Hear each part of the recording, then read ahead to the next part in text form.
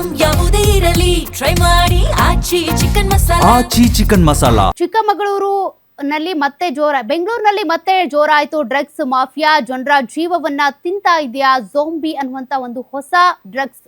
ಹಾಗಾದ್ರೆ ಬಾಗ್ಲೂರು ನಡುರಸ್ತೆಯಲ್ಲಿ ಮೈ ಮೇಲೆ ಪ್ರಜ್ಞೆ ಇಲ್ಲದೆ ನಿಂತಂತ ವ್ಯಕ್ತಿ, ಇದು ಕುಡಿತದ ನಶೆಯೋ ಅಥವಾ ಡ್ರಗ್ಸ್ ನಶೆಯೋ ಅಂತ ಸಾಕಷ್ಟು ಪ್ರಶ್ನೆಗಳಿಗೆ ಕಾರಣ ಆಗ್ತಾ ಇದೆ. ಅಪರಿಚಿತನ ನಡವಳಿಕೆ, ಯಾಕೆಂದ್ರೆ ಅವ್ನು ನಡ್ಕೊಳ್ತಾ ಇರುವಂತ ರೀತಿ ಸಾಮಾನ್ಯ ಜನರಂತೆ ಇಲ್ಲ, ವಿಚಿತ್ರವಾಗಿ ನಡ್ಕೊಳ್ತಾ ಇದ್ದ. ಇದು ಕುಡಿತದ ನಶೆನಾ ಅಥವಾ ಯಾವ್ದಾದ್ರು ಡ್ರಗ್ಸ್ ಅನ್ನ ಆತ ತೆಗೆದುಕೊಳ್ತಾ ಇದ್ದ? ಸಾಕಷ್ಟು ಪ್ರಶ್ನೆಗಳಿಗೆ ಅನುಮಾನಗಳಿಗೆ ಕಾರಣ ಆಗಿದೆ. ಹಾಲಿವುಡ್ ಸಿನಿಮಾದ ಝೋಂಬಿ ವರ್ತನೆ ಅಂತ ನೆಟ್ಟಿಗರ್ ಕರೀತಿದ್ದಾರೆ.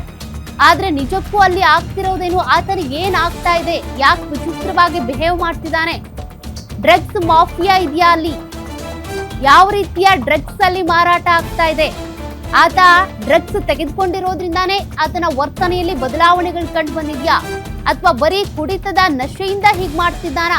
ಆ ವಿಚಿತ್ರ ವರ್ತನೆಗಳಿಗೆ ಕಾರಣ ಆದ್ರೂ ಏನು? ಹಾಗಾದ್ರೆ ಈ ವಿಡಿಯೋಗಳನ್ನ ನೋಡಿದಾಗ ಜನರು ಅಥವಾ ನೆಟ್ಟಿಗರ್ ಹೇಳ್ತಾ ಇರೋದು ಹಾಲಿವುಡ್ ಸಿನಿಮಾ ಏನಿದೆ ಅದರಲ್ಲಿ ಝೋಂಬಿಗಳು ಏನು ವರ್ತಿಸ್ತಾ ಇದ್ರಲ್ಲ ಆ ರೀತಿ ವರ್ತನೆ ಅಂತ ಹೇಳ್ತಿದ್ದಾರೆ. ನೋಡಿ, ಆ ದೃಶ್ಯವನ್ನ ನೀವು ಗಮನಿಸ್ತಾ ಇದ್ದೀರಿ.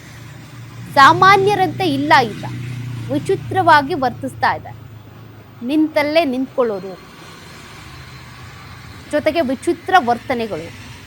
ಹಾಗಾದ್ರೆ ಕುಡಿತದ ನಶೆಯಿಂದ ಹೀಗಾಗಿದ್ಯಾ? ಡ್ರಗ್ಸ್ ದಂಧೆ ವಿರುದ್ಧ ಮತ್ತೆ ಸಿಡಿದಂತ ಸ್ಯಾಂಡಲ್ವುಡ್ ಸಲಗ.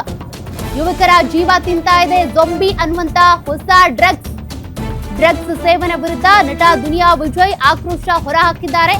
ಭೀಮಾ ಮೂಲಕ ಗಾಂಜಾ ಟೈಡಲ್ ವಿರುದ್ಧ ಸಮರ ಸಾರಿದ್ರು ನಟ ದುನಿಯಾ ವಿಜಯ್. ರಾಜಧಾನಿಗೆ ಎಂಟ್ರಿ ಕೊಟ್ಟಿರುವಂತ ಹೊಸ ಡ್ರಗ್ಸ್ ಬಗ್ಗೆ ಈಗ ವಿಜಯ್ ಜಾಗೃತಿ ಮೂಡಿಸಿದ್ದಾರೆ. ಮನೆಯ ಮಕ್ಕಳ ಮೇಲೆ ಗಮನ ಹರಿಸಿ ಅಂತ ನಟ ಮನವಿ ಮಾಡಿಕೊಂಡಿದ್ದಾರೆ. ಈ ಬಗ್ಗೆ ಪರಿಶೀಲಿಸಿ ಅಂತ ಕೂಡ ಪೊಲೀಸರಿಗೂ ವಿಜಯ್ ಆಗ್ರಹಿಸಿದ್ದಾರೆ. ನಮಸ್ಕಾರ. ಈಗಾಗಲೇ ನೀವು ಭೀಮಾ ಸಿನಿಮಾ ನೋಡಿದ್ರಿ, ಅದರಲ್ಲಿ ಗಾಂಜಾ ಮತ್ತು ಟೈಡಲ್ ಬಗ್ಗೆ ಮಾತಾಡಿದ್ವಿ. ಈಗ ಹೊಸದೊಂದು ಡ್ರಗ್ ಬೆಂಗಳೂರಿಗೆ ಬಂದಿದೆ ಅನ್ನೋ ಮಾಹಿತಿ ಇದೆ, ಅದು ಝಾಂಬಿ ಅಂತ. ಸೊ ಹಾಗಾಗಿ ಯುವಕರು ತುಂಬ ಹುಷಾರಾಗಿರಬೇಕು.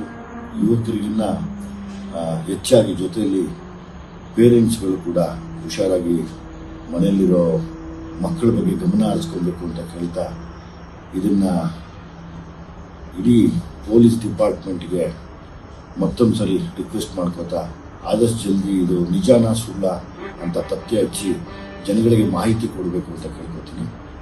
ಖಂಡಿತವಾಗ್ಲೂ ಆ ಕೆಲಸ ಮಾಡೋದ್ರಲ್ಲಿ ನಮ್ಮ ಕರ್ನಾಟಕ ಪೊಲೀಸ್ ಮೇಲ್ಗೈ ಸಾಧಿಸಿದೆ ಈಗ.